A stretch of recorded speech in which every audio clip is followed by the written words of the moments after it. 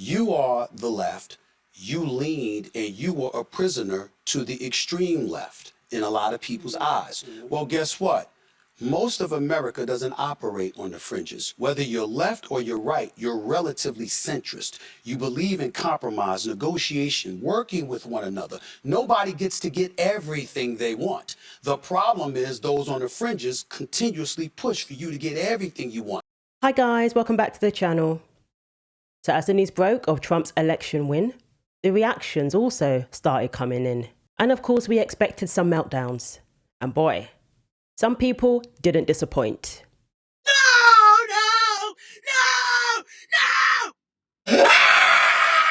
I hope that you choke on a piece of concrete and I can't do this anymore. I'm literally sick. I'm literally sick to my stomach.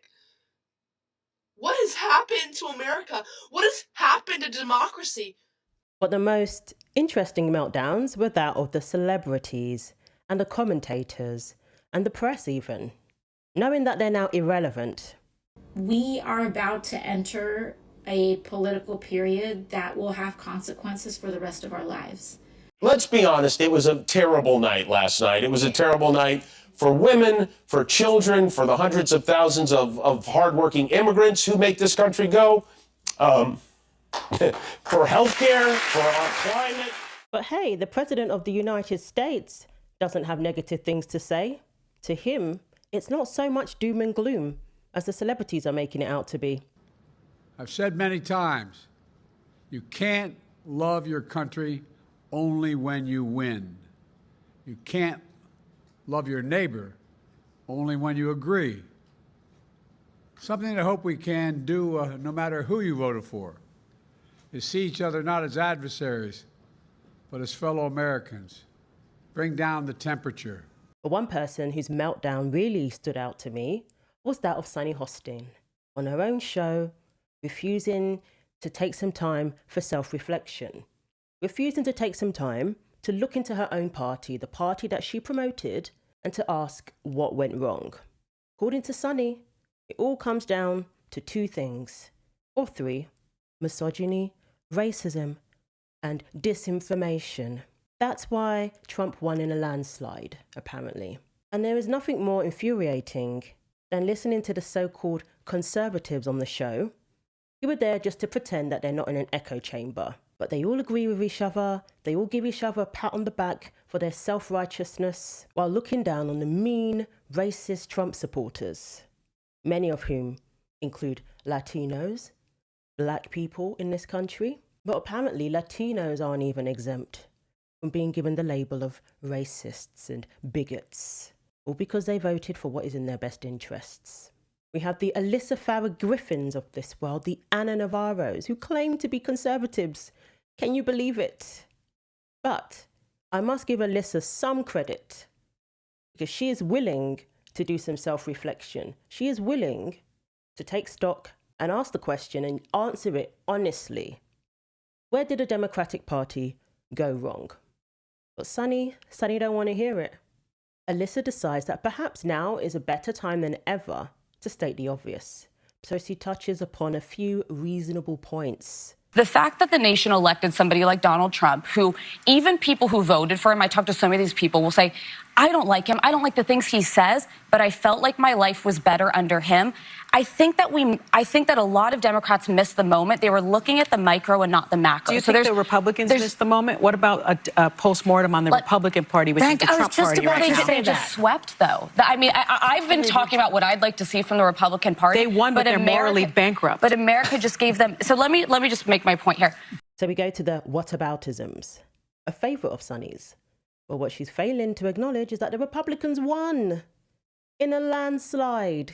So the onus is on the losers to do some reflection. Not only did traditional Republicans vote for Trump, but Democrats voted for him too. People who have been Democrats their whole lives, turned away from your party. Stephen A. Smith, he's going to come on the show and he talks about some of the issues that may have done that. The trans issue, for example, that has become so absurd that even Democrats are fed up of it. They have lost lifelong Democrats because they have been pushing the extreme that the average American cannot relate to, quite frankly. No, I'm going to speak some hard truths to my friends in the Democratic Party. This is not Joe Biden's fault. It's not Kamala Harris's fault. It's not Barack Obama's fault.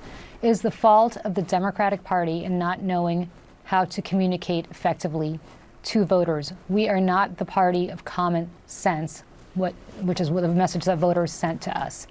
For a number of reasons. We don't know how to speak to voters.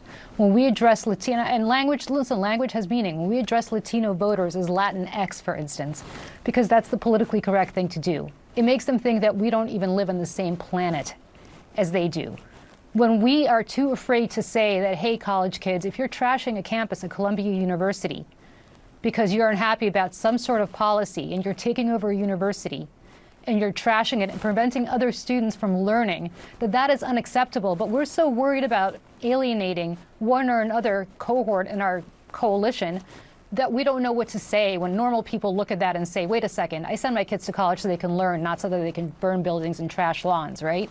And so on and so forth. When we put pronouns after names and say she, her, as opposed to saying, you know what, if I call you by the wrong pronoun, call me out, I'm sorry, I won't do it again. But stop with the virtue signaling and just speak to people like they're normal. There's nothing I'm going to say to Shermichael that I'm not going to say to you, that I'm not going to say to somebody else. I speak the same language to everybody. But that's not what Democrats do. We constantly try to parse out different ways of speaking to different cohorts because our focus groups or our polling shows that so-and-so appeals to such and such. That's not how normal people think. It's not common sense. And we need to start being the party of common sense again. Joe Biden is not responsible for that. Neither is Kamala Harris. It is a problem that Democrats have had for years. I've been banging the drum on this for, I don't know how, probably 10 years, if not longer on this. We need to get back to being the party of common sense, that people look at us and say, we understand you. We appreciate what you say because you speak our language. And until we do that, we should stop blaming other people for our own mistakes. So I think it's very telling when someone is incapable of acknowledging where they went wrong, where the party that they supported and promoted and shielded for went wrong. And that was one of the big problems with Kamala's campaign. She never said to the voters, this is where we went wrong under this current administration and this is what I'm going to change.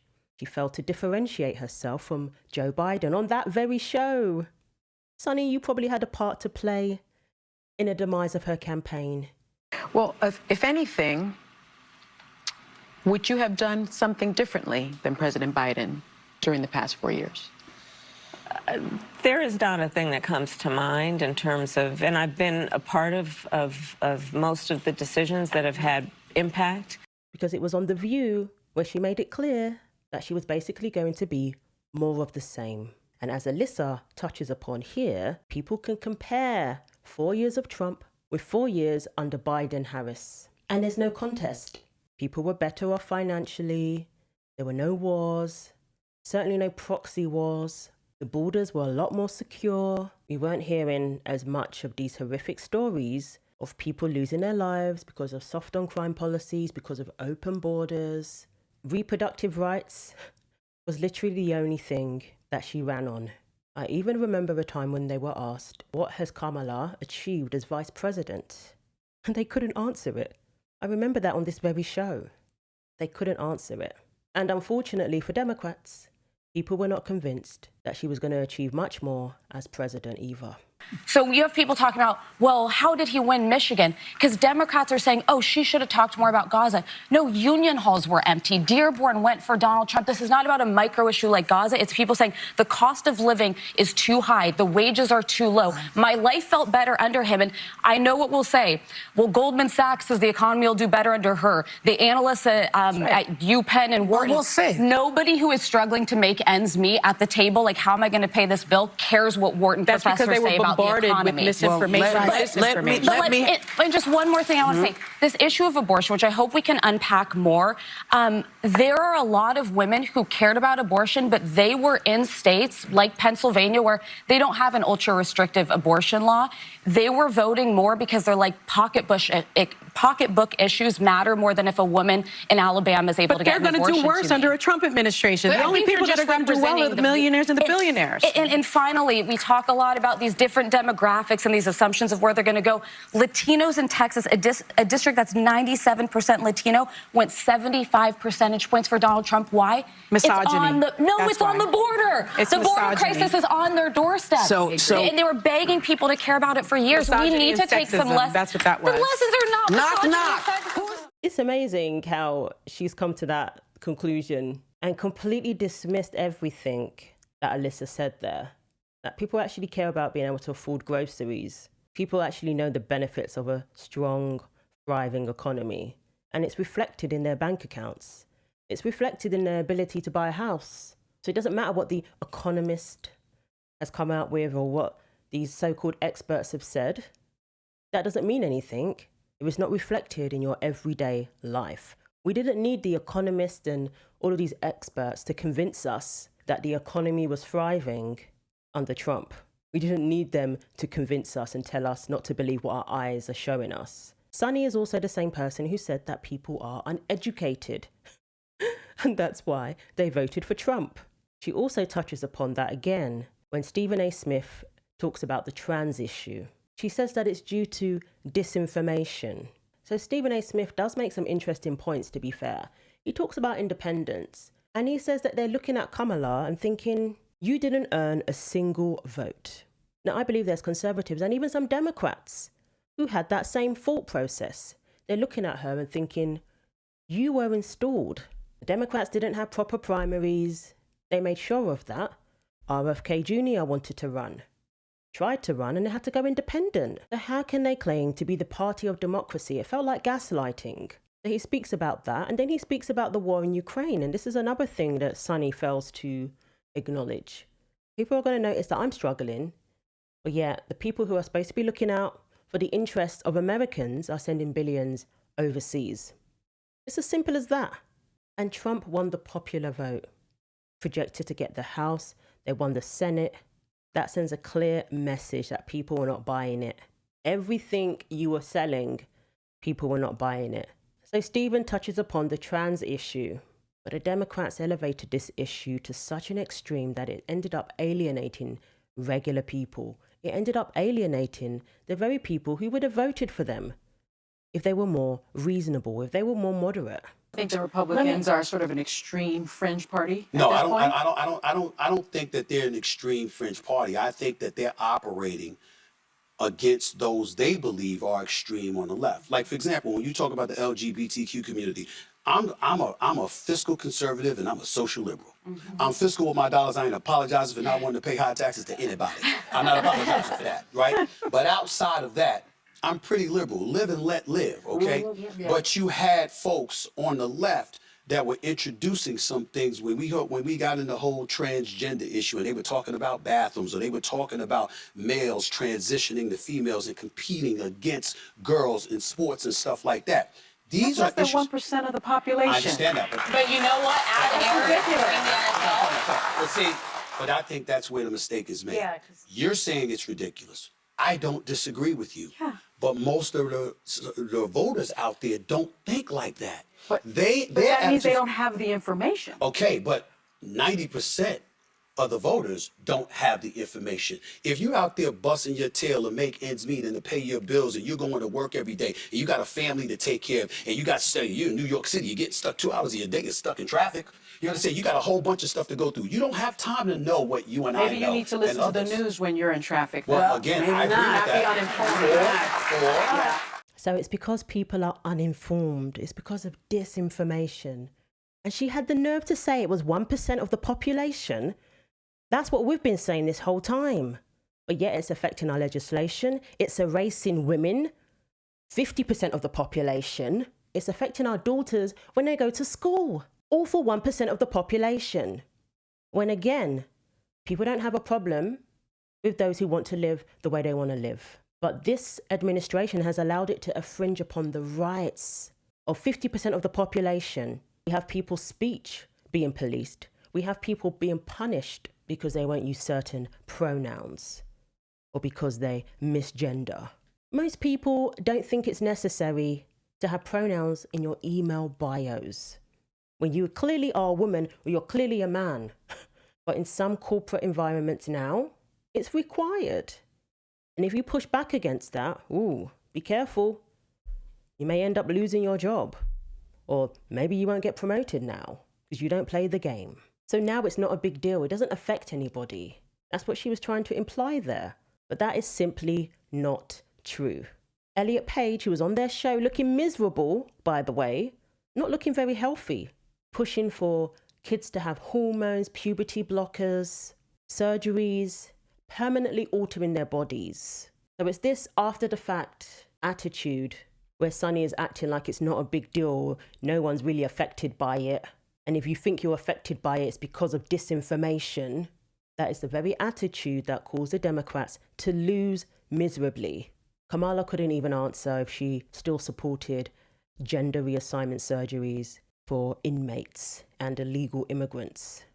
She never cleared up the discrepancies. It became so obvious that nobody knows exactly what they would be getting if they voted for Kamala. What exactly would they be getting on day one? So rather than taking Sunny's approach and dismissing valid points, the Democratic Party will have to admit that they went too far to the extreme. So we shall see what happens. As for now, I think things are going to be addressed when it comes to certain issues. Trump said that he will end male athletes competing in women's sports. He said he will end it. He will bring back the proper protections of Title IX and what they were intended for. So I hope he's able to fulfill all of those promises. I'm hoping for the best. And perhaps we can get on with it and actually get back to some normalcy. So let me know what you think. Thanks for watching. Like, comment and subscribe. Take care of yourselves and God willing, I will see you in the next video.